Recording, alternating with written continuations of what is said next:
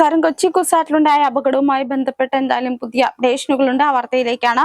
ഓഡിറ്റോറിയത്തിൽ ഉൾക്കൊള്ളാനാകുന്നതിലും കൂടുതൽ ആളുകളെ പ്രവേശിപ്പിച്ചതാണ് കുസാറ്റ് ദുരന്തത്തിന് കാരണമെന്ന് പോലീസ് ഹൈക്കോടതിയിൽ.